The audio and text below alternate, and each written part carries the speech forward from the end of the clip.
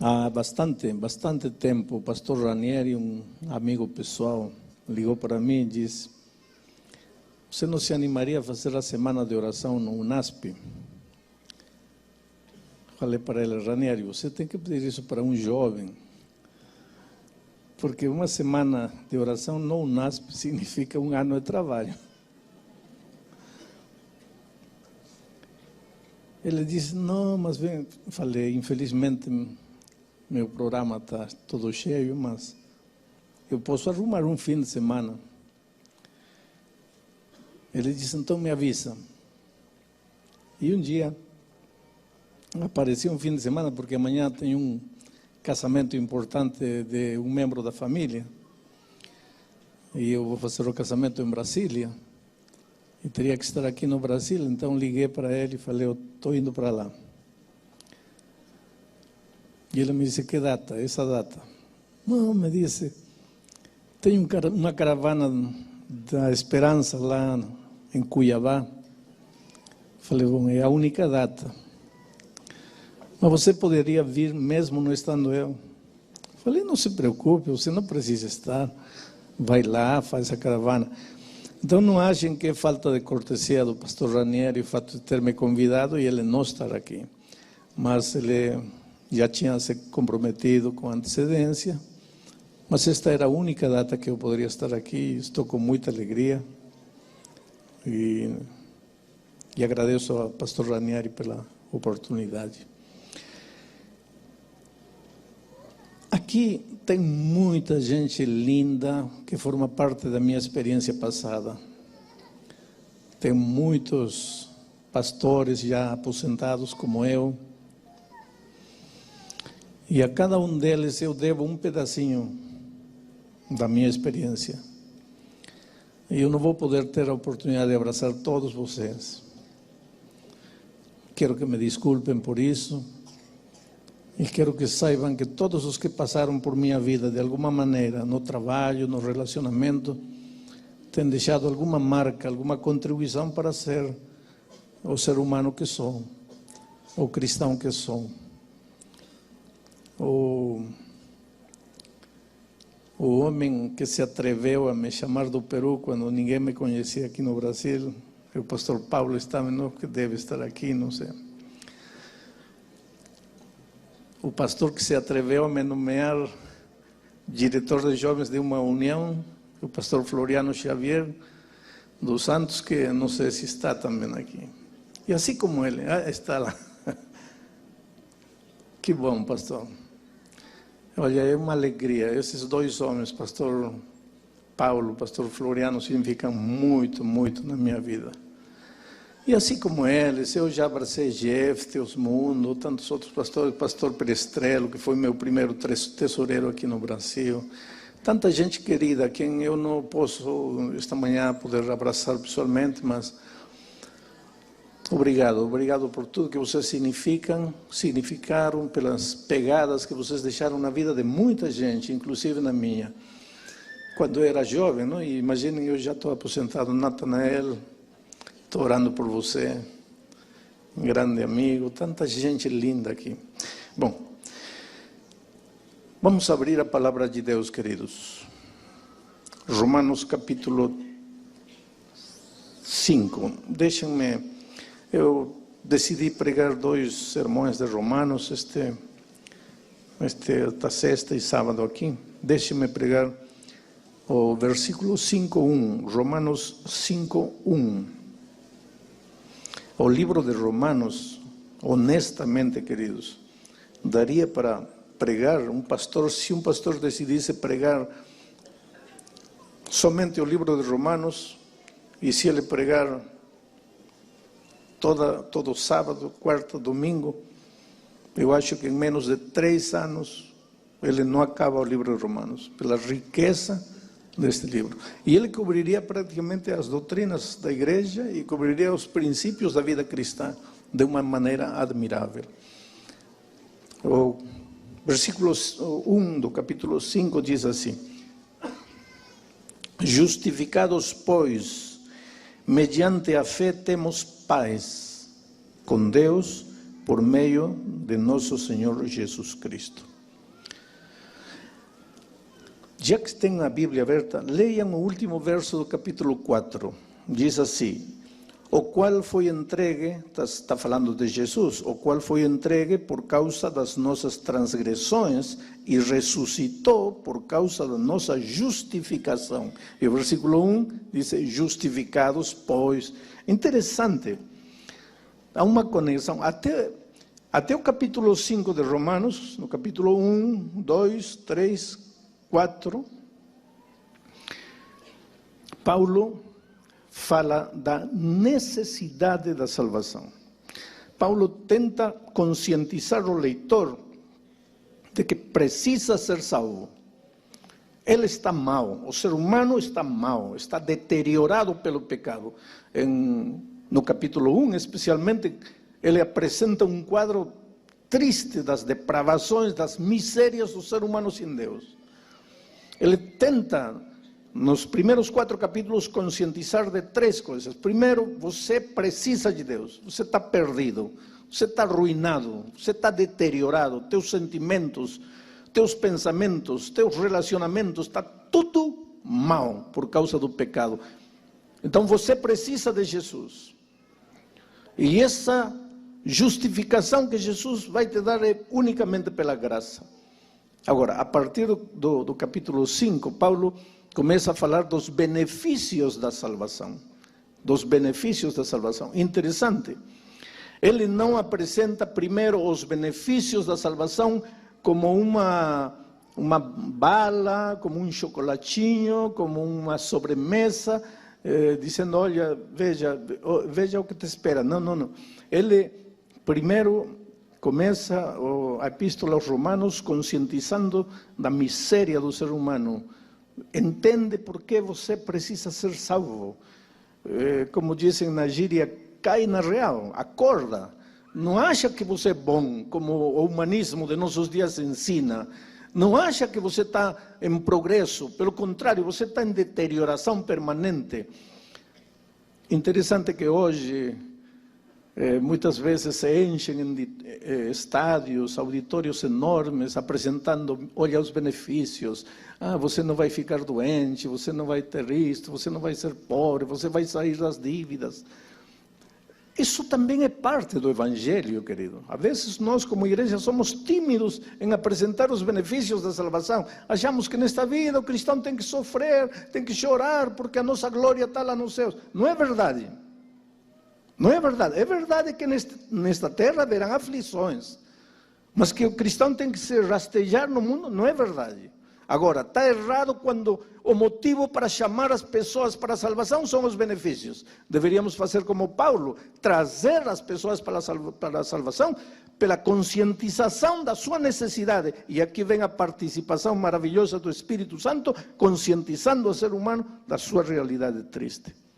Mas esse não é o meu tema, não vou analisar a Epístola aos Romanos.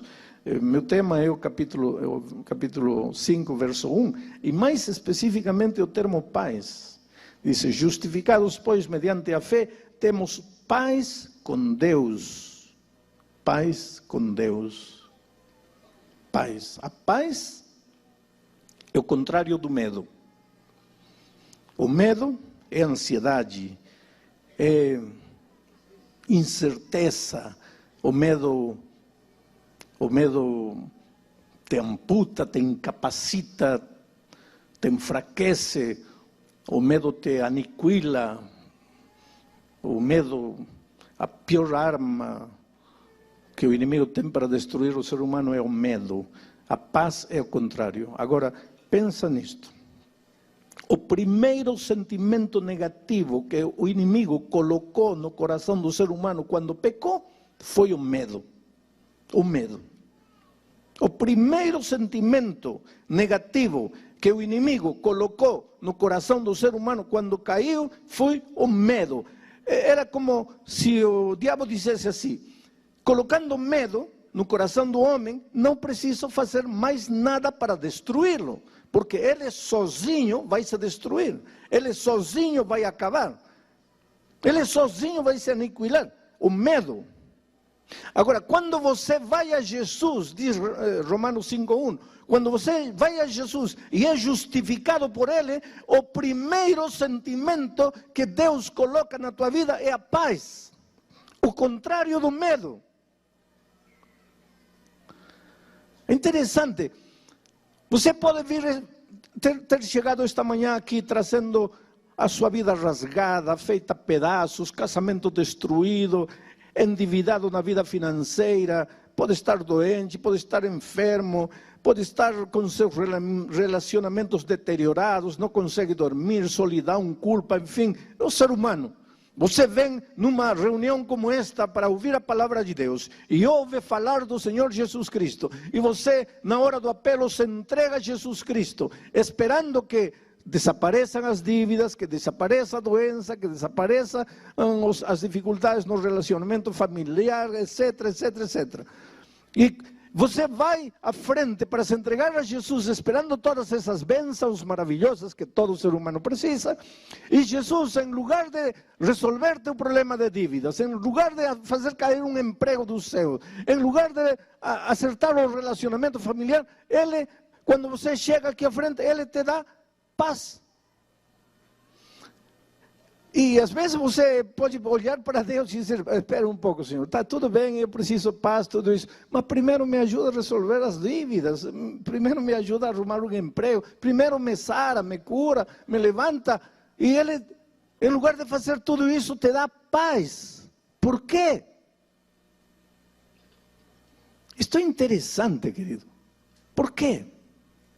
Primeira razão, porque o primeiro sentimento negativo que o inimigo colocou no coração humano quando pecou foi o medo, contrário da paz. Agora, o primeiro sentimento que Deus coloca em teu coração quando você é justificado é o contrário do medo, a paz. Por quê? Porque uma pessoa com paz no coração é o melhor instrumento para a realização dos grandes milagres divinos. Porque há dois tipos de milagres: os milagres sobrenaturais e os milagres naturais. Os milagres sobrenaturais, você andar por cima da água e não se afundar, um corvo trazer um pedaço de glúten para você quando está com fome, você cair na cova dos leões famintos e o anjo do Senhor vir e fechar a boca dos leões, o mar vermelho, um mar de dificuldades, se abrir. Deus é Deus, querido, esses são milagres sobrenaturais, e por favor, dê a Deus o direito de ser Deus, acredite em Deus, não se atreva a duvidar do poder de Deus. Porque se alguém está com câncer esta manhã, pode sair de aqui curado. Deus é Deus. Não duvide neste mundo racionalista, pragmático, não se atreva a duvidar do poder de Deus, querido. Eu tive um grande amigo, pastor. A emoção é tão grande. Jerry Patzer, presidente da União Norte da Califórnia, um grande homem. Ele um dia disse: eu não sei por que tanta gente não consegue aceitar que um grande peixe, vamos dizer que seja uma baleia, eu não sei como tanta gente não consegue entender que um grande peixe engoliu Jonas. O teve dentro da barriga 3 dias, não o digeriu, e 3 dias depois o jogou vivo. Ele dizia: eu não entendo como tem gente que não pode aceitar isso. Porque conhecendo o Deus que conheço, dizia ele, se a Bíblia dissesse que Jonas engoliu uma baleia, a teve na barriga 3 dias, não a digeriu, e 3 dias depois a jogou viva, conhecendo o Deus que tenho, eu acreditaria. E não entanto, meu querido amigo Jerry Patzer morreu com um câncer na flor da vida. Como você entende essas coisas? Querido, Deus é Deus e pode fazer milagres sobrenaturais na hora que Ele quiser, quando Ele quiser, com quem quiser e porque Ele quer. Milagres divinos sobrenaturais não são atribuições humanas. Mas a maioria dos grandes milagres divinos são milagres naturais. E para a realização dos milagres naturais, o instrumento é você. Porém, você justificado e você com paz em seu coração. Você justificado e você com paz em seu coração. Vou contar uma experiência. Um dia eu estava na divisão, eu trabalhava ainda, uma senhora liga para mim, pastor, ore por mim, eu tenho um tremendo problema, eu sei que se o Senhor orar, está tudo resolvido. Qual é o seu problema, irmã? Eu estou devendo 40 mil reais, pastor. E meu marido ganha 800 reais por mês. E eu não trabalho afora porque eu cuido da casa. Agora me diga uma coisa. Uma família que recebe 800 reais por mês poderá pagar uma dívida de 40 mil reais? É problema ou não é problema? Problemão. E ela disse, e o pior de tudo, pastor, é que meu marido não sabe que estou devendo 40 mil reais. E o pior de tudo, pastor, é que eu peguei dinheiro com agiotas e eles estão me ameaçando com me matar se eu não pagar. E por que você não conta para seu marido? Porque ele me mata, pastor. Essa mulher não tinha saída. Se não paga, os agiotas matam. Se conta,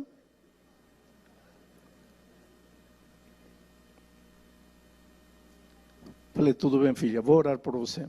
Qual é o seu problema? 40 mil reais, pastor. Não. Eu estou perguntando qual é o seu problema. 40 mil reais, pastor.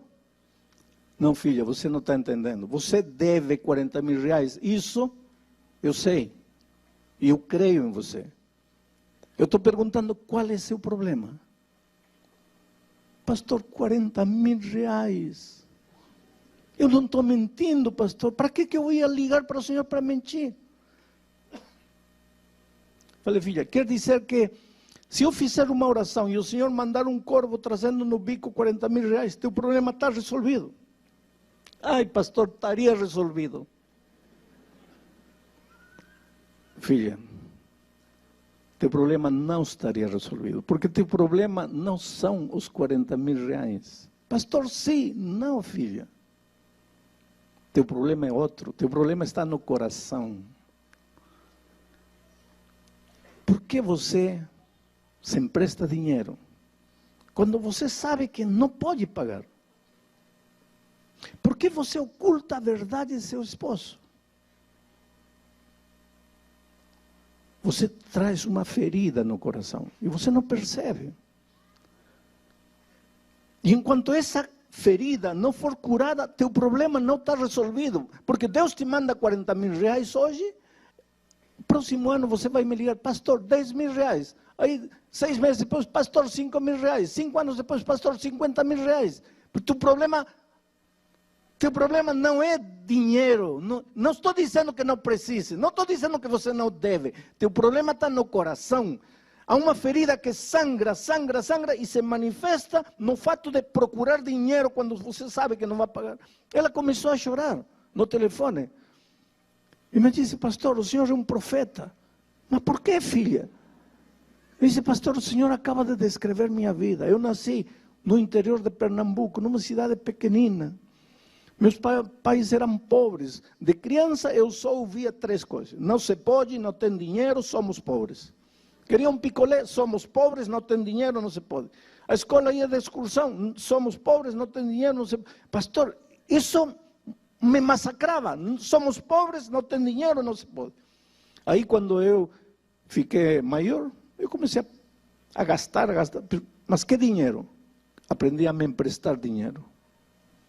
E gastava. Pastor, um dia chegou um momento em que eu devia a metade da cidade pequena onde eu morava. Eu não podia sair na rua que alguém já estava me cobrando. Aí pensei, que faço? Saí na rua, na estrada, uma noite, peguei carona com um caminhoneiro, vim para São Paulo. Cheguei em São Paulo.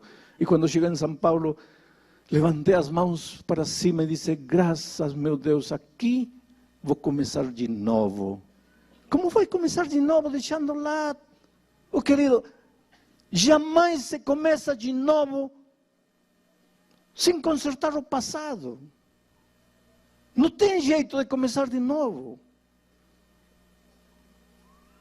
Começar de novo.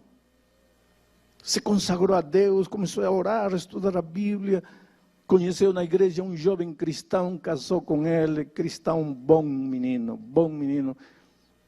mas ganhava R$800. Veio um filho, veio outro filho, e agora estava devendo R$40.000. E agora? Ia fazer o quê? Fugir de São Paulo, ir para Tóquio. E quando devesse a metade de Tóquio, ia ir para onde? Para a Lua. Você vê que a dívida não era o problema, querido. O que você diria esta manhã se eu te dissesse assim? A enfermidade que você tem no corpo não é problema. Aí você diria, pastor, para você não é problema, porque você está bem. Mas olhe para mim. O que você diria se eu te dissesse hoje que a falta de emprego não é problema? O que você diria se te dissesse que o fato de você não conseguir uma noiva, um noivo, não é problema? O que você diria se eu te dissesse que o fato de o casamento estar se fazendo pedaços, que nesse relacionamento deteriorado, a tua esposa não é o problema, o teu marido não é o problema? O que você me diria? Você diria, pastor, que o senhor não conhece a minha situação. Mas se conhecesse de perto, veria que sim é problema. Não, não é problema. O problema, querido, 99% dos problemas não estão fora da gente. 99%, não estou exagerando, 99% dos problemas estão dentro da gente. Lembra quando Pedro e seus companheiros estavam no mar da Galileia e Jesus apareceu aquela noite? Havia vento, havia tempestade, havia trovão, havia escuridão. E se você perguntasse a Pedro e aos discípulos, qual é o problema? Eles diriam, como qual é o problema? Não está vendo, está escuro, está chovendo, a água está entrando, vamos afundar, esse é o nosso problema. Não era o problema. Porque quando Jesus chegou na vida deles, não acalmou a tempestade, não fez o sol sair, não parou o vento, as ondas continuaram gigantescas. O que fez Jesus aquela noite quando chegou? Resolveu o problema. Mas então como continua a tempestade? Porque a tempestade não era problema, o problema era o coração. E quando Jesus chegou aquela noite, arrancou o medo do coração, colocou a paz, a segurança, a certeza. E aí esse covarde Pedro que estava achando que ia morrer, que ia afundar, quando o medo foi arrancado do seu coração, quando a paz, a certeza entrou em seu coração, esse Pedro se levantou e começou a andar em meio da água. O vento continuava, a crise continuava, as dificuldades continuavam. Que me importa? Estou curado. E em nome de Jesus foi capaz de andar por cima da água. O problema, querido, é nosso coração. Não é que teu marido é mulherengo, é que você é ciumenta. Aliás, de mulherengo quero dizer algo, entre parênteses, para os homens. Espero que não haja nenhum mulherengo aqui. Mas os psicólogos estão discutindo ultimamente que uma das causas que levam o homem a ser um mulherengo é o medo. Que é isso? Medo. Medo de quê, pastor? Medo de não ser homem. E como tem medo de não ser homem, precisa se afirmar como homem. E a melhor maneira de se afirmar como homem, sai com uma, sai com outra, e em cada saída o que está gritando seu inconsciente é: sou homem, sou homem, sou homem. Quando você é homem, não precisa se afirmar, você é homem. Mas tem que ter paz no coração para isso. Se você não tiver paz, pois está mal. Paz no coração. E quando você vai a Jesus, a primeira coisa que ele faz é arrancar o medo que o inimigo te colocou e agora coloca paz em teu coração.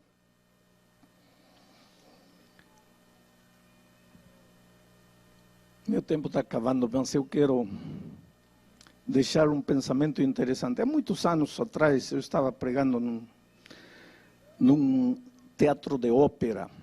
Tinha 5 andares. Era um teatro que girava assim. Tinha que estar pregando, olhando para todo lado, para cima. E quando terminou a pregação, eu fui ao camarim e estava esperando aí o pastor que ia me levar para o hotel. Mas a porta se abriu e entrou na cama. E na cama um rapaz deitado, que não mexia do pescoço para baixo nada. Tetraplégico, quadraplégico, sei lá. Sem poder mexer nada. Eu conhecia a história porque já tinha me contado. Nasceu e cresceu na igreja aquele menino. Quando foi para a faculdade, para a universidade, ele um dia achou que seus pais estavam errados, que a Bíblia estava errada, que o Evangelho foi uma etapa na vida dele, que ele já tinha superado tudo isso. E ele saiu da igreja, ria dos pais, se burlava de todo mundo, caçoava de todo mundo. Não queria saber nada com Deus, nada com a igreja, nada com a Bíblia, nada com o Evangelho.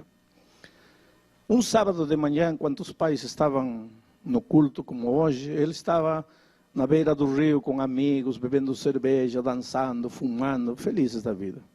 Lá pelas 4 da tarde já tinham bebido bastante, comido bastante carne, a mente já estava embotada. Já. O problema do álcool é esse, que chega um momento que você não sabe o que está fazendo.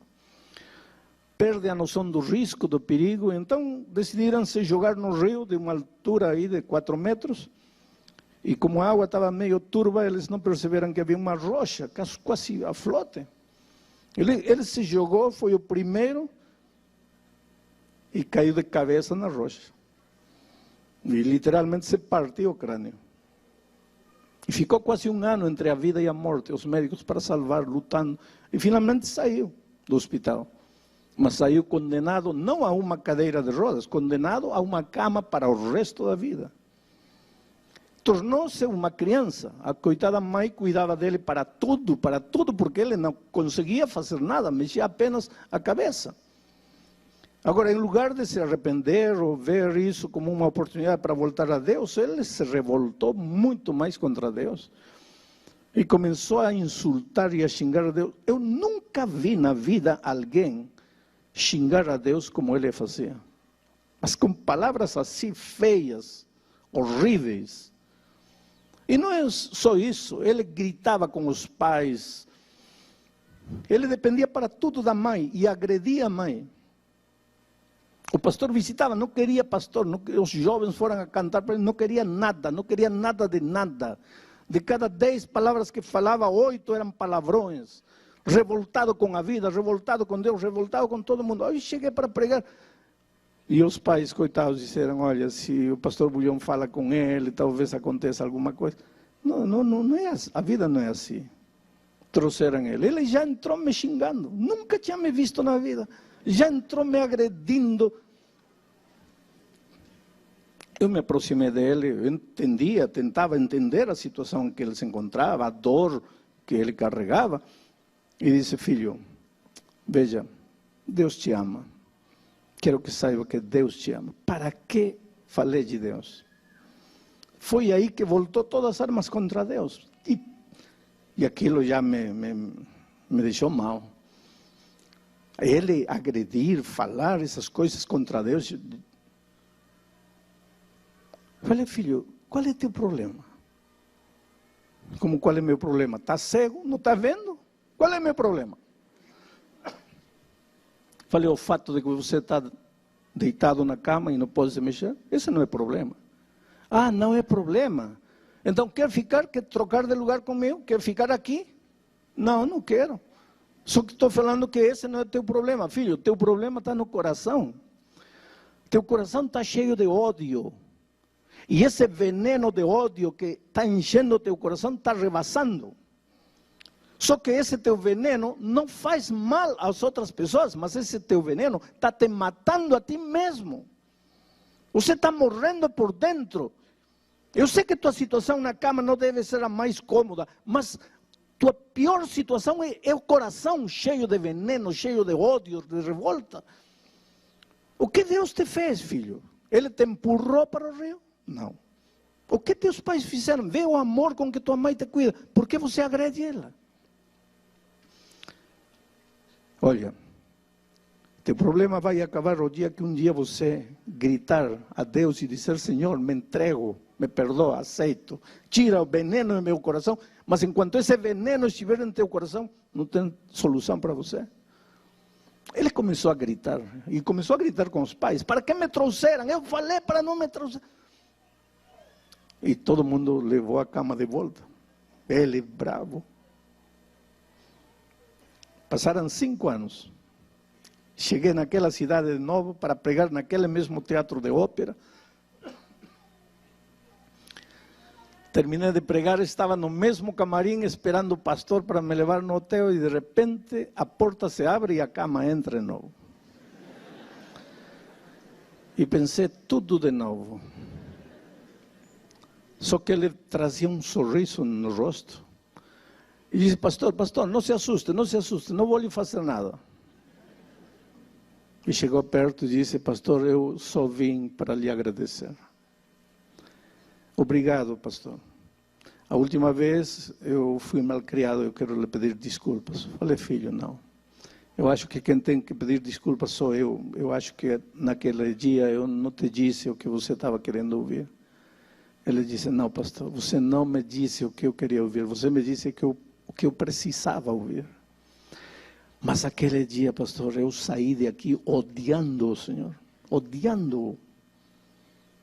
Há muito tempo que eu não falava com Deus. Aquela noite eu orei, mas pedindo para Deus matar o Senhor. Porque eu achei o Senhor um homem insensível. Como teve coragem de me dizer tudo que me disse, sabendo que eu não podia me defender? Mas, pastor, até aquele dia todo mundo me passava a mão na cabeça e dizia: coitadinho, coitadinho, coitadinho. E eu me sentia um coitadinho. Mas aquele dia, pastor, o Senhor me disse coisas que me doeram, mas depois, quando eu fui para casa, fiquei pensando. Levei 7 meses, pastor, com esse ódio pelo Senhor em meu coração. Só que sua voz não saía do meu ouvido. Filho, teu problema não é o estado em que você está, teu problema é teu coração cheio de ódio. E esse ódio está te matando a ti. E essa situação vai acabar quando você olhar para Deus e clamar por perdão e suplicar. E, pastor, uma noite, na madrugada, eu não conseguia dormir, comecei a chorar a gritos. E disse: Senhor, arranca este sentimento negativo do meu coração, arranca o medo, o ódio, me cura. Meus pais chegaram assustados. O que foi? Aquela noite, pastor, dormi, e dormi tão bem. Quando acordei, percebi que havia sol.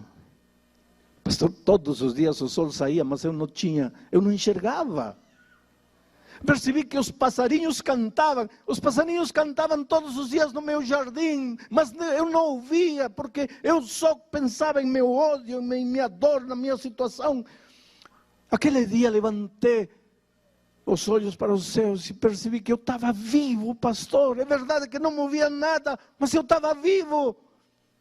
E agradeci a Deus e disse: Senhor, obrigado porque estou vivo. Todos os dias, pastor, às noites eu acordo ou durmo dizendo a Deus: Senhor, me faz acordar com alegria, com paz em meu coração.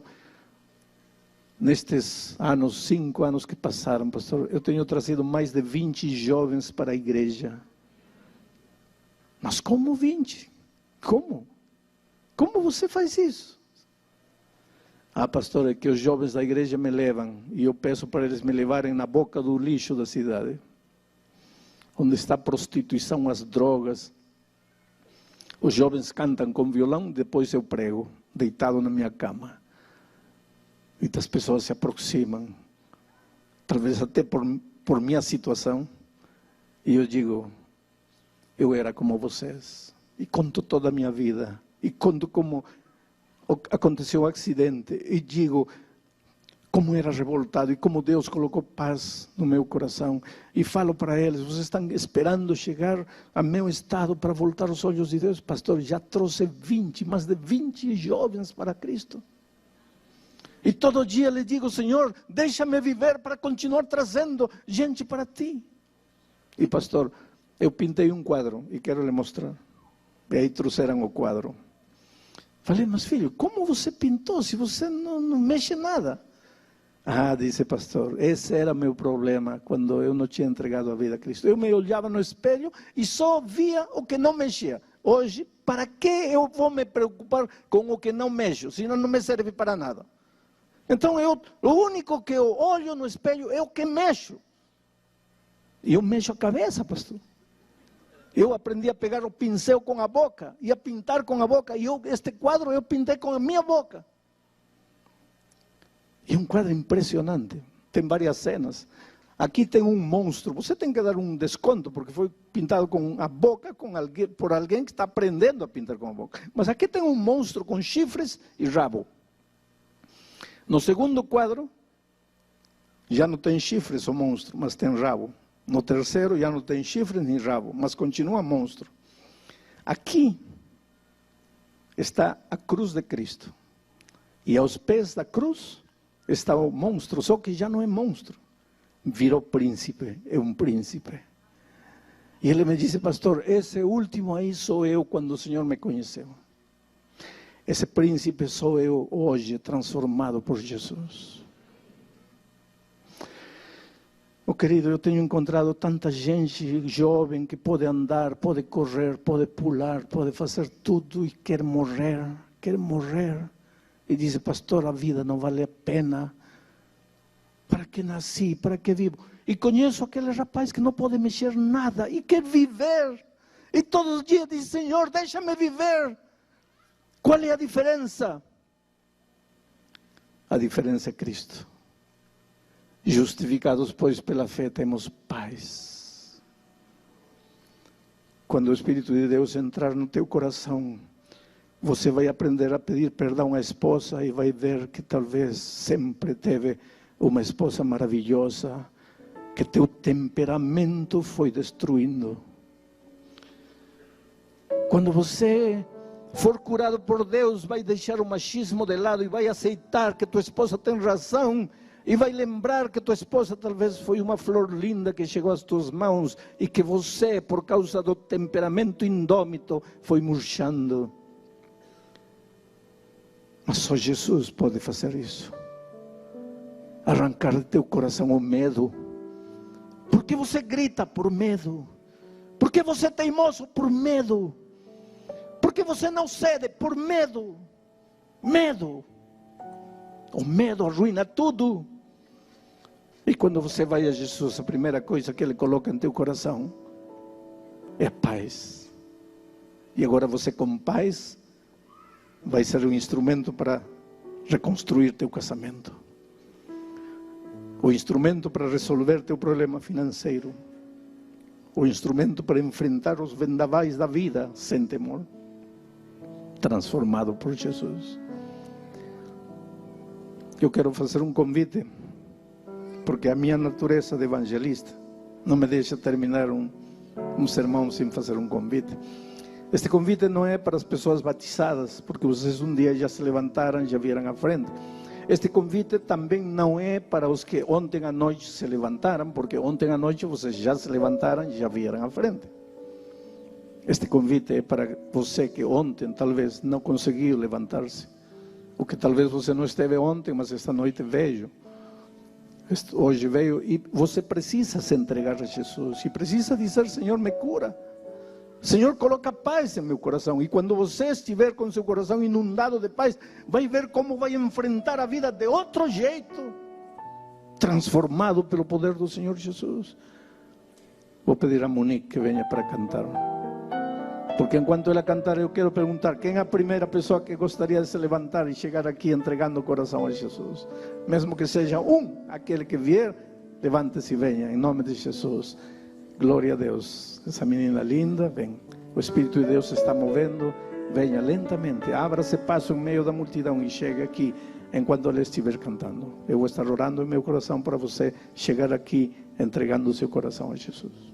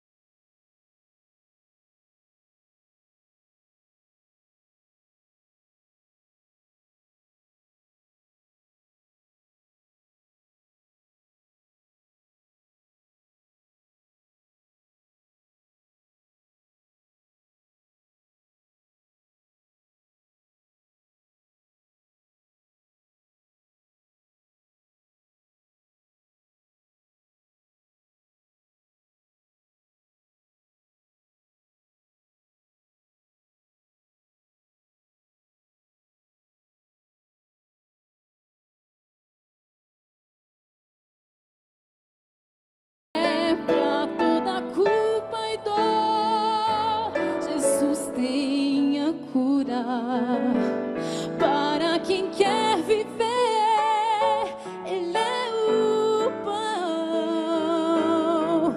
Para qualquer sofrer da alma, Ele traz a paz.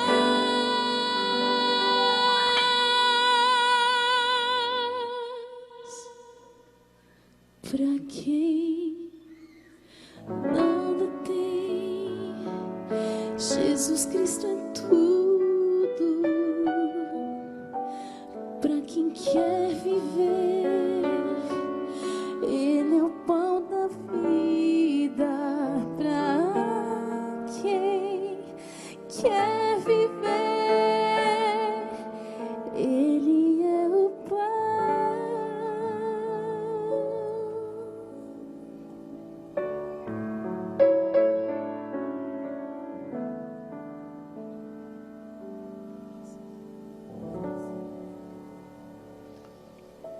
Cheguem mais perto, por favor. Aproxímense mais. Sube aí na escada. Cheguem perto.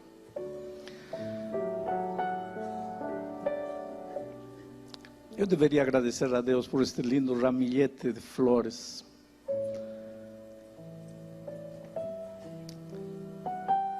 Mas poderia esperar pelo menos umas 12 pessoas mais que se levantarão e virão. Pelo menos 12 pessoas mais que sentadas aí estão sentindo a voz de Deus trabalhando em seu coração. Eu não sei quem é você, mas de repente você é um aluno, estudante, precisa tomar sua decisão, entregar a vida a Jesus. Quem é o primeiro que poderia vir? Glória a Deus por esse rapaz, veja. Trazendo seu neném nos braços, não? Que coisa linda. Venha Jesus. Hoje é o dia de boa nova. Hoje é o dia de salvação. Vejam. Já vieram 4, 5, 6, 7. Onde está você? Vai voltar para casa deixando passar a grande oportunidade de sua vida? A Bíblia diz: se ouvirdes hoje sua voz, não endureçais vosso coração. E você está ouvindo a voz de Deus. Glória a Deus, meu rapaz. Vejam essa decisão. Como vocês são valiosos para Deus. E como quando o Espírito de Deus se move, as pessoas respondem, as pessoas se entregam, as pessoas se rendem. Só que esta rendição só vai redundar no seu bem. Venha Jesus. Bem, lentamente. Deixa-te trazer pelo Espírito Santo. Glória a Deus por essa senhora. Sabem, essa cena de alguém trazendo um neném no colo, a mim me emociona. Porque há muitos, muitos anos atrás, numa cidade bem pequenina, um pastor fez um convite. E uma senhora jovem levou um menino no colo para frente. E entregou sua vida a Jesus. Essa senhora era minha mãe. E esse neném era eu. E quando ela foi à frente, ela jamais imaginou que por causa dessa decisão dela, esse menino de colo poderia ser um instrumento de Deus para pregar o Evangelho em todo o mundo. Imagina o valor de uma decisão. Só Deus sabe aonde vão chegar esses meninos por causa da decisão dos pais. Jovens, que Deus abençoe vocês. Vocês têm uma estrada longa diante de vocês. Mas para toda dor, Jesus tem a cura. Ele é o pão. Ele é a água. Ele que está começando hoje a obra em vocês, vai terminá-la certamente. Quero vê-los vitoriosos no reino dos céus quando Cristo voltar. Vamos orar. Pai querido, toca estas vidas, Senhor, em Teu nome. Toca estas vidas e transforma estes corações.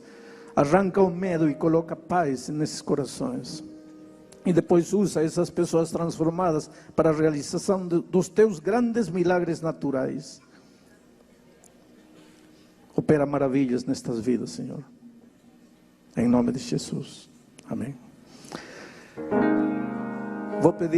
Vou fazer um convite à igreja. Se você tem aqui adiante um amigo, um vizinho, um parente, um companheiro que você quer abraçar e quer prometer a Deus que vai orar por ele, vai estudar a Bíblia com ele, por favor, levante-se, venha. Façam festa aqui, festa espiritual. Há gozo nos céus por um pecador que se arrepende. Olá, querido.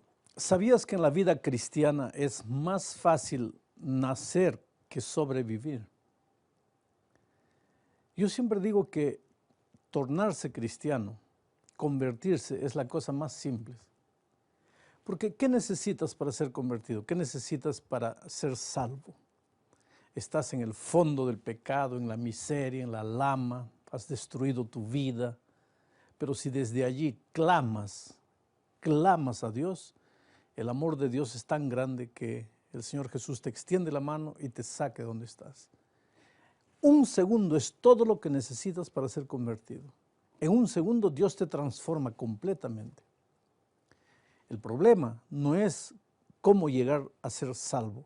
Creo que todo cristiano sabe cómo salvarse, solamente creer en el nombre del Señor Jesucristo.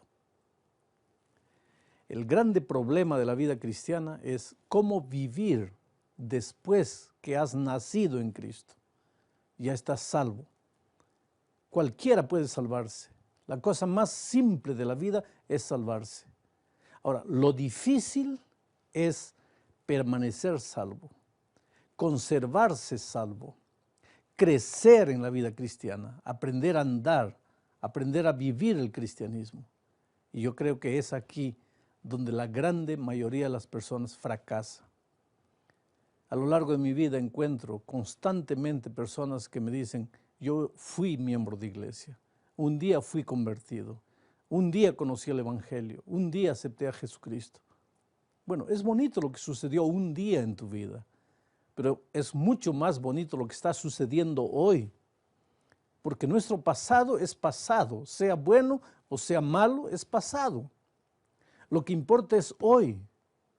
Ahora, mucha gente pregunta angustiada, porque todos quieren saber la respuesta. ¿Qué hago para permanecer en la vida cristiana? ¿Qué hago para conservarme salvo? ¿Qué hago para crecer en la vida cristiana? Y ese es el tema que quiero presentar en esta ocasión. En la palabra de Dios encontramos un incidente de la vida de Cristo registrado varias veces. Está en Mateos, está en Marcos, está en Juan. Es el incidente de la multiplicación de los panes y los peces. Un milagro maravilloso de Cristo que alimentó tanta gente que estaba hambrienta. En este incidente nosotros encontramos los 3 elementos conservadores de la vida cristiana. Casi todos los relatos de este milagro empiezan diciendo así, y Jesús se retiró al monte. Yo no sé si tú te has dado cuenta que la vida de Cristo estaba muy relacionada con los montes. Mi pregunta es, ¿qué es lo que Jesús tanto hacía en los montes? Y la respuesta es simple. Jesús se retiraba a los montes para orar. Inclusive en la víspera de su muerte, Él estaba orando en el Monte de los Olivos. Frente a Él está el Getsemaní, donde también Él pasó las últimas horas de angustia orando. La vida de Cristo fue una vida de oración, de permanente oración. Muchas veces cuando el sol salía, Él estaba arrodillado en la montaña orando. Pero lo que no sabes es que el día anterior, cuando el sol se había ocultado, Él también estaba arrodillado en la montaña orando. Es decir, se había pasado toda la noche orando. Y después de una noche de oración, Él bajaba al valle del sufrimiento, al valle de la desesperación, de las tragedias humanas. Una vez encontró a sus discípulos que estaban queriendo expulsar un demonio y no podían, el diablo se reía de ellos. Y cuando Jesús se aproximó, estaba bajando de la montaña, el diablo tembló, huyó, desapareció en la hora porque no podía soportar la presencia de aquel que había pasado horas y horas en comunión con el Padre. A veces cuando nosotros pensamos en la vida victoriosa de Cristo, pensamos, bueno, Jesús pudo vencer el pecado porque Él era Dios. Y es verdad, Jesús era Dios. Cuando tomó la forma humana, no dejó de ser Dios. Pero hay una cosa que necesitamos saber. Los grandes hechos de victoria de esta tierra, los grandes milagros, la vida victoriosa sobre el pecado que Jesús vivió, no la vivió porque era Dios. Al contrario, cuando vino a esta tierra, Él hizo un pacto con su Padre, que en esta tierra no usaría sus poderes divinos para nada. Quiere decir, Jesús tenía una tentación más grande que la nuestra, porque además de todas las tentaciones que nosotros tenemos, Él tenía la tentación de usar muchas veces sus poderes divinos. Nosotros no tenemos esa tentación, porque no tenemos ningún poder divino. Quiere decir que Jesús fue tentado en todo lo que nosotros hemos tentado, y más todavía porque tenía la tentación de usar sus poderes divinos. Pero Él no podía hacerlo, porque había hecho un trato con su Padre, que en esta tierra nunca usaría sus poderes divinos sin el consentimiento de su Padre. Entonces, ¿de dónde Él tenía las fuerzas necesarias para vivir la vida victoriosa que vivió y para hacer los grandes milagros que hizo? De la misma fuente del poder que nos es accesible a ti y a mí. Quiere decir que si nosotros también orásemos como Jesús oró, seríamos capaces de hacer las mismas cosas que Jesús hizo. Inclusive Él dijo, hablando de nosotros, de sus discípulos, que cosas más grandes que las que Él hizo, nosotros haríamos. Mi pregunta es, ¿por qué no hacemos esas cosas grandes? ¿Por qué a veces temblamos delante de pequeños problemas? ¿Por qué muchas veces nos ahogamos en un vaso de agua? ¿Por qué generalmente cuando vemos las dificultades pensamos que es imposible salir de ellas? Simplemente porque nosotros no tenemos la vida de oración que el Señor Jesucristo tenía. A estas alturas ya te diste cuenta cuál es el primer elemento conservador de la experiencia cristiana. Es la vida de oración. Mira, querido, si tú no eres un hombre, una mujer de oración, no hay cómo puedas sobrevivir en la vida cristiana. Y cuando hablo de oración, no estoy hablando de aquella oracioncita de 1 minuto de mañana, 1 minuto de tarde. Estoy hablando de pasar tiempo con Dios.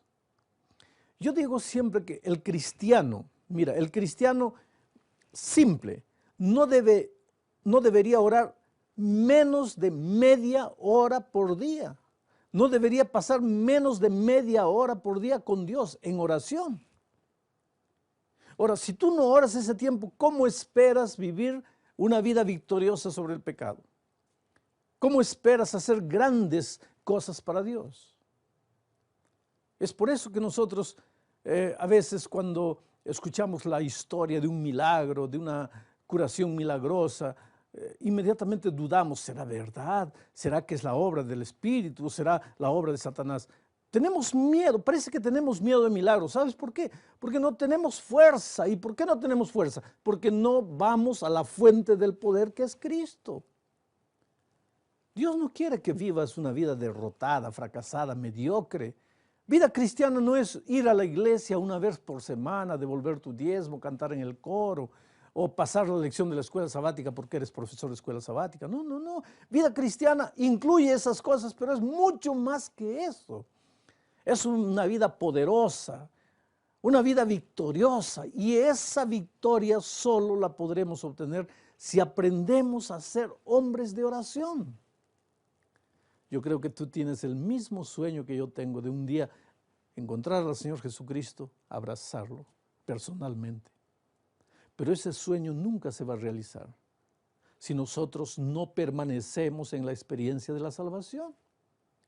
Y será difícil permanecer en la experiencia de salvación si no tenemos una vida poderosa de oración, por lo menos media hora por día orando, conversando con Dios, abriendo nuestro corazón, contándole nuestras tristezas, nuestros sueños.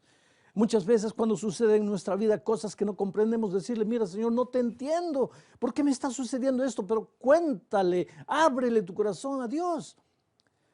El propósito de la oración no es que tú le informes a Dios, oh Señor, mi mamá está enferma, mi hijo tiene problemas, yo estoy desempleado. Dios lo conoce todo. Entonces, ¿por qué hay que contarle todo eso? No es para informarle a Dios, es para que tú sientas el compañerismo de Jesús, para que tú pases tiempo con Él. Porque cuando pasas tiempo con Él, tú te fortaleces interiormente. La fuerza de Jesucristo pasa para ti. Y después cuando te levantas de tus rodillas, los mismos problemas pueden estar delante de ti, pero tú ya no eres el mismo. Tú eres un hombre más fuerte, más corajudo, más dispuesto a trabajar y enfrentar las luchas de la vida. Por lo tanto, el primer secreto para una vida victoriosa es la oración. Yo podría pasar aquí horas y horas hablando de la oración, pero el tema que quiero presentarte esta tarde no es ese. Bueno, el segundo elemento para la conservación de la vida cristiana también está en ese milagro de los panes y los peces. Jesús le dio pan, alimento a sus discípulos. ¿Cuál es el pan de vida? ¿Cuál es el pan que alimenta el corazón, alimenta el alma? Porque ese pan y esos peces que Jesús le dio a los discípulos era comida para el cuerpo, pero ¿cuál es la comida para el alma? Aquí está la palabra de Dios, la palabra escrita de Dios. Por lo tanto, todos los días nosotros tenemos también que separar tiempo para alimentarnos de la palabra de Dios.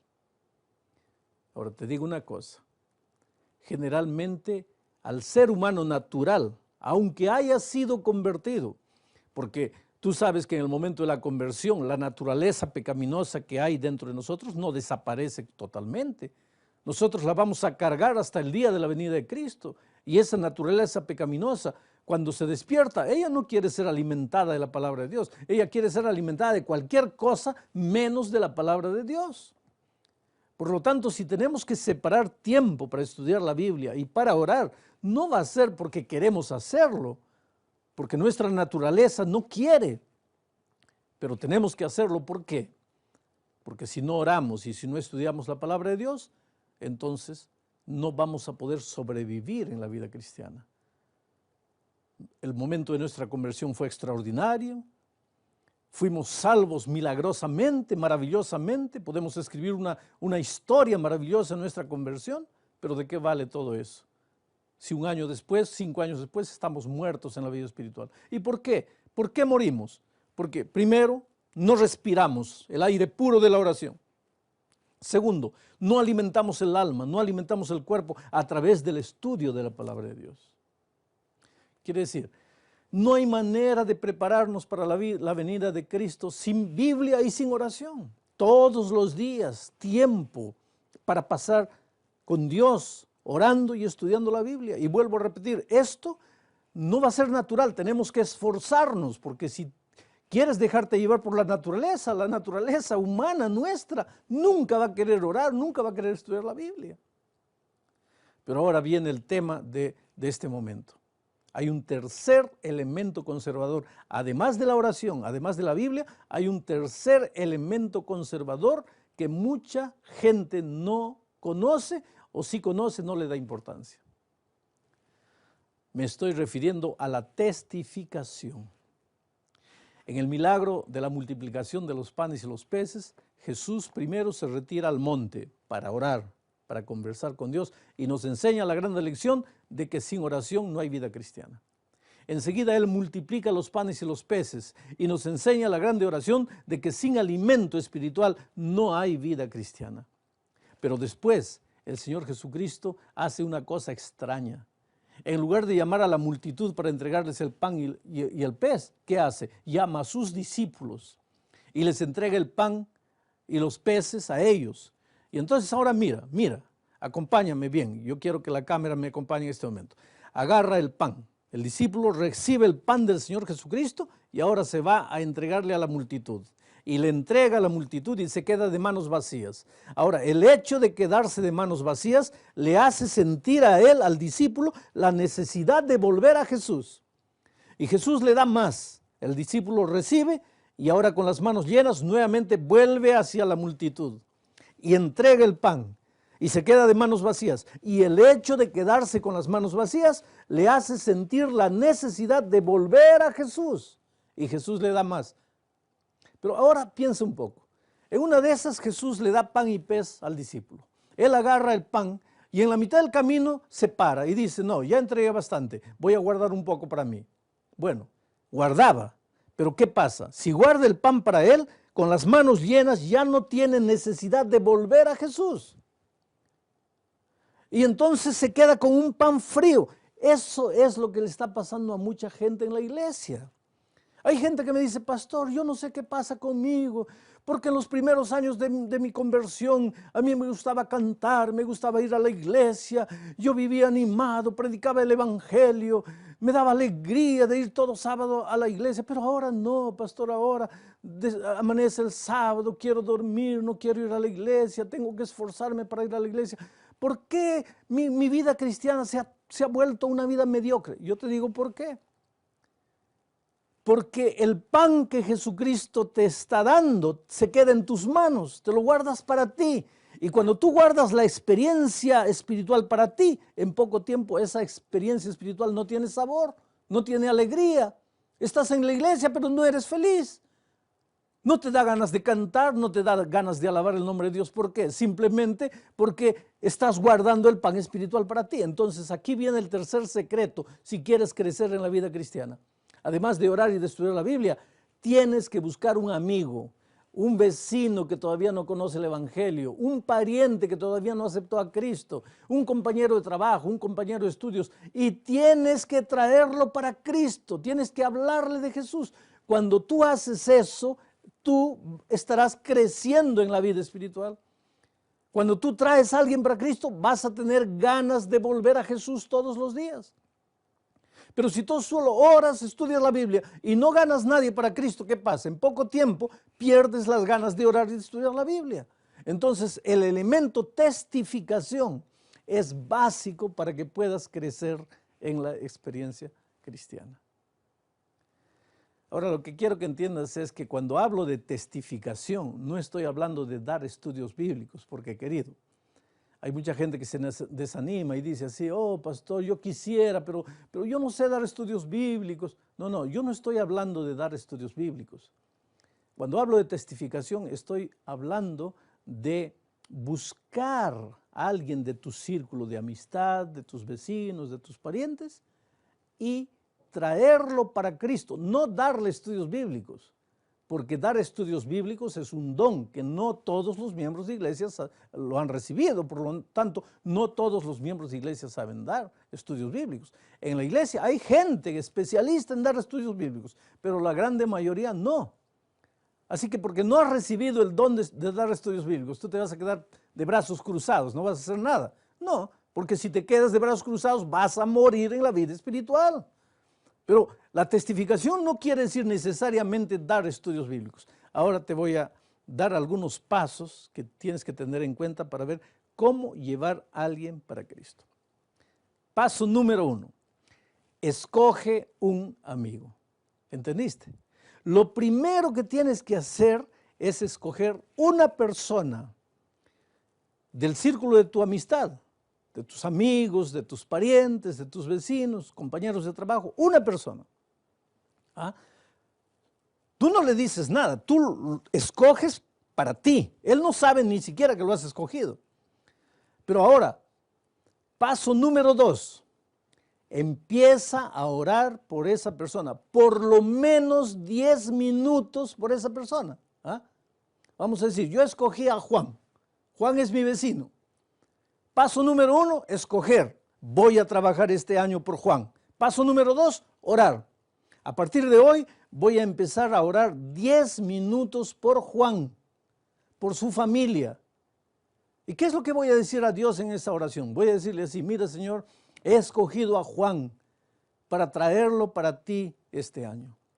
Yo no sé cómo aproximarme de él, yo no sé qué palabras decirle, yo no sé cómo despertar su interés para que estudie la Biblia. Yo sé que Juan es duro, a Juan no le gusta la religión, a Juan no le gusta el Evangelio, pero Juan es un ser humano, tiene dificultades, tiene problemas. Por lo tanto, Señor, yo te suplico que me ayudes a traer a Juan para tu iglesia. Ayúdame a testificar de tu amor para Juan. En primer lugar, Señor, empieza a trabajar en el corazón de Juan. Prepara su corazón, cosa que cuando yo hable con él ya no me rechace, ya esté preparado. Si posible, Señor, tú sabes que yo soy muy tímido, tengo miedo de hablar. Haz una cosa, haz que el propio Juan me pregunte a mí.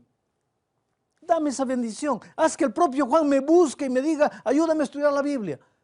Pero Señor, yo no sé lo que vas a hacer. Una cosa yo te pido, este año yo quisiera trabajar por Juan, por lo tanto, bendice a Juan, ayúdalo a Juan. Todos los días vas a orar 10 minutos por Juan. Ahora mira, date cuenta, el hecho de que tú comienzas a querer testificar y traer a Juan para Cristo, ya te hace por lo menos orar 10 minutos. Antes, cuando tú no testificabas, cuando tú no hacías nada, tú no orabas nada. Pero ahora, por causa de Juan, ya empiezas a orar 10 minutos. Es por eso que te digo, la oración, el estudio de la Biblia y la testificación están unidos. Uno te lleva al otro. Entonces, paso número 1, escoge al amigo. Ahora, yo te diría, escoge mejor 3 o 4, porque uno te puede fallar. Escoge 2, 3, 4, en fin. Y trabaja por 2, 3, 4 si quieres. Por lo menos tienes que trabajar cada año por uno. Escoge al amigo. Segundo, empieza a orar. Ora, ora, ora, ora. Y ahora voy a darle un consejo a los pastores y a los ancianos y dirigentes de la iglesia. Yo creo que cuando se lanza una campaña de siembra para futuramente tener una campaña de evangelismo de cosecha, deberíamos marcar un día en que todos los miembros de la iglesia traigan el nombre de su amigo o sus amigos por quienes van a trabajar este año. Entonces se prepara un altar en la iglesia, se coloca los nombres ahí y se ora. Y a partir de ese día, la iglesia podría, por ejemplo, decidir realizar una media vigilia cada último sábado de mes. Todo último sábado del mes, de 8 de la noche a medianoche, la iglesia se reúne para orar. ¿Para orar por qué? Para orar por los nombres que están en el altar. Porque cada miembro tiene amigos con quienes está trabajando. Los miembros han traído el nombre de sus amigos para el altar. Ahora la iglesia se reúne una vez por mes, el último sábado, en una media vigilia de 8 de la noche a medianoche para orar. En esa reunión de oración también los hermanos cuentan ya cómo les está yendo el trabajo de testificación con su amigo. Y si están encontrando alguna resistencia, piden que la iglesia ore para que el Espíritu trabaje en el corazón de esas personas. Quiere decir, el único que ora por tu amigo no eres tú, sino que toda la iglesia ora una vez por mes en esa medianoche vigilia, porque los nombres todos están en el altar. Ahora, un día, por ejemplo, tú puedes ir donde tu amigo Juan y decirle así: Juan, hay una cosa que estoy haciendo y que tú no sabes, y te voy a contar. He decidido colocar tu nombre este año como un nombre por el cual yo voy a orar. Y no solo yo, sino que una vez por mes mi iglesia toda se reúne para orar únicamente por ti. Yo no sé si tú sabías, pero ahora te estoy avisando y quiero decirte una cosa. Si tú tienes algún pedido especial por el cual tú quieres que yo ore, si tú en tu vida, en tu familia, con tus hijos tienes un problema especial, dime cuál es. Yo en esos minutos que oro por ti voy a colocar en las manos de Dios tus problemas. Y si el último sábado de este mes tú quieres acompañarme a la iglesia, tú vas a ver que toda la iglesia va a orar por ti. Y te digo una cosa, en las experiencias que hemos hecho en otros lugares, la grande mayoría de las personas, cuando se entera que hay una iglesia orando por él, cuando se entera que hay un amigo orando por él, se alegra, abre su corazón, cuenta sus problemas.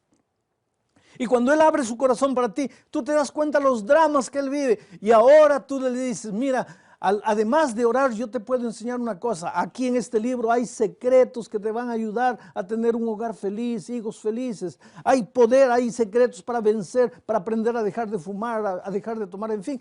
Ya se presenta una oportunidad para que tú puedas comenzarle a hablar de Jesús.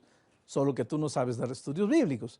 Entonces, cuando ya ves que en el corazón de él se despertó el deseo de estudiar la palabra de Dios, tú lo traes a la iglesia, porque en la iglesia hay una clase bíblica o hay una escuela sabática especial para visitas, o hay un grupo pequeño en la casa de algún hermano, llévalo para allí, o hay una dupla de instructores bíblicos en la iglesia, llévalos a ellos para darle estudio bíblico a él, en fin. Quiero decir, estoy pensando en la posibilidad de que tú no sabes dar estudios bíblicos. ¿Ah? Porque si tú sabes, tú lo puedes hacer, pero si no sabes, en fin, llévalo a escuchar un programa de radio, consíguele un libro, préstale, dale un curso por correspondencia, consíguele un cassette con un sermón, préstale. Quiere decir, tú eres la especie de padrino espiritual de él. Tu trabajo es no dejarlo tranquilo, orar por él, darle materiales, traerlo para las reuniones de la iglesia, cuando hay una excursión, cuando hay un concierto musical especial, cuando hay un potluck, invítalo, haz que él se empiece a familiarizar con la iglesia, aparece en su corazón el deseo de estudiar la Biblia, lo encaminas para que pueda estudiar la Biblia, oras por él. Ya cuando se anima para venir a la iglesia, vas a su casa, lo traes a la iglesia, después del culto lo acompañas hasta su casa. Quiere decir, tú eres su padrino espiritual. Ahora, cuando viene la semana de cosecha, listo.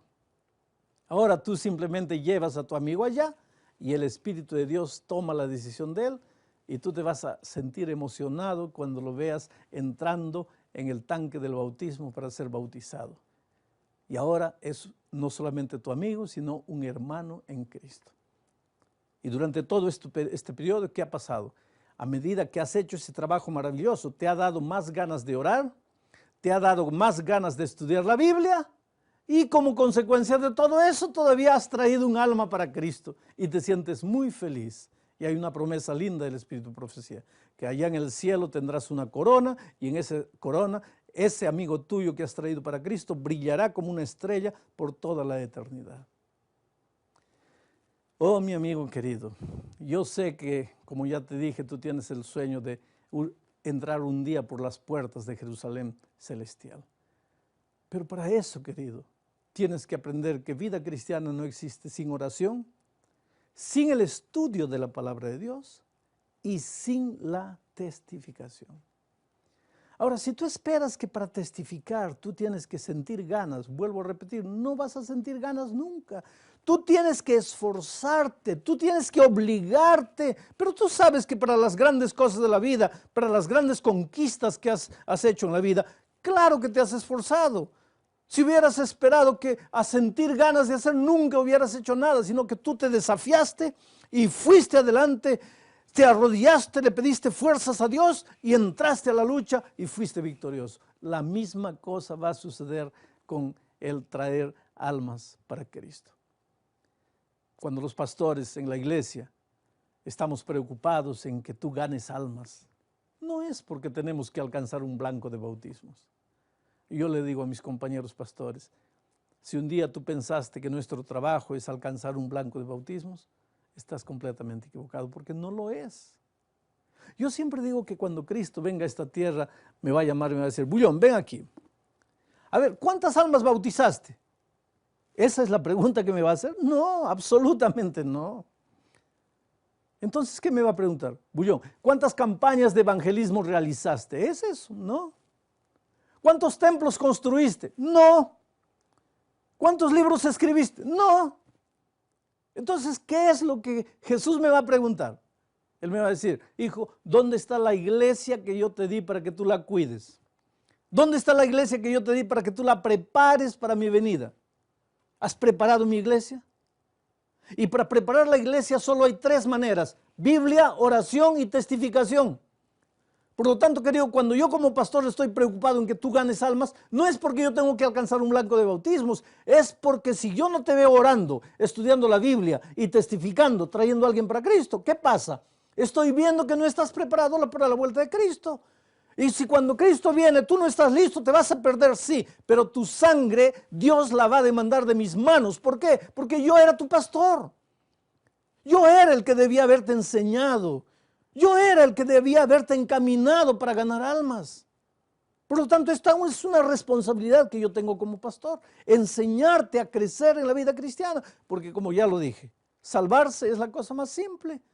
Es solo decir, Señor Jesucristo, sálvame, ya estás salvo. ¿Y ahora? Ahora tienes que aprender a conservarte salvo. ¿Y cómo? Si no oras, si no estudias la Biblia y si no testificas.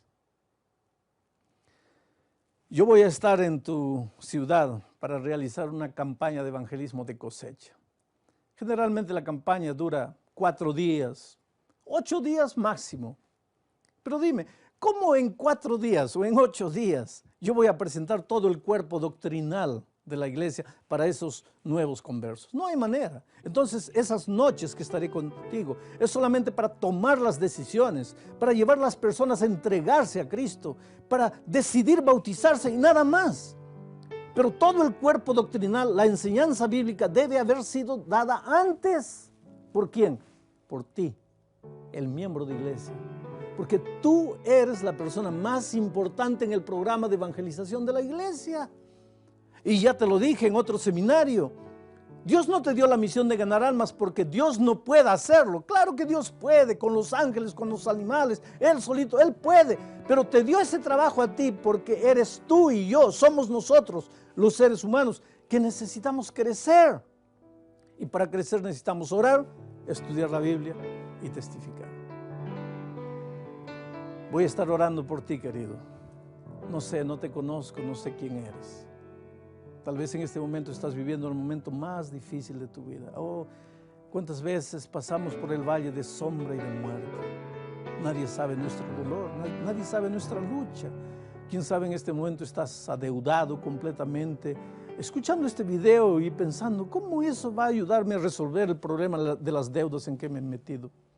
O tal vez tienes un problema familiar, tu hogar se está deshaciendo y te preguntas, ¿cómo este tema que el pastor está presentando me va a ayudar a resolver mi problema familiar, o problema con los hijos, o problema de relaciones? Yo no sé, pero una cosa sé. Si tú oras, si tú estudias la Biblia, si tú testificas todos los días, yo no sé qué es lo que Dios va a hacer en ti, pero te vas a sentir más fuerte, con más ganas de vivir, con más ganas de enfrentar las luchas de la vida. Y te digo una cosa, cuando Jesús está en ti, cuando el Espíritu habita en ti, porque lo ha prometido, tu cuerpo es templo del Espíritu Santo, que desaparezcan los problemas, que salgan de tu camino, porque nada será capaz de detenerte. Lo que más quiero es que tú disfrutes de la plenitud de la vida cristiana. Pero para eso, recuérdate, oración todos los días, Biblia todos los días y testificación todos los días, donde estés, en la calle, en el tren, en el avión, en el trabajo, en el vecindario, siempre hablándole a alguien del amor maravilloso de Cristo. Espero verte un día en el reino de los cielos. Y cuando llegue a tu ciudad y cuando el Espíritu de Dios me ayude a llamar a las personas para adelante, yo quisiera verte a ti, emocionado, tal vez hasta llorando, viendo que un amigo a quien tú le hablaste de Jesús, a quien tú lo trajiste para Jesús, se levanta y va adelante diciéndole, Señor, yo quiero ahora entregarme a ti. Y en el reino de los cielos, esa persona te va a abrazar y te va a decir, muchas gracias porque un día me hablaste de Jesús. Yo no hubiera llegado aquí si no fuese porque tú me hablaste, tú oraste por mí, tú te preocupaste por mí. Que Dios te bendiga ricamente. Un grande abrazo.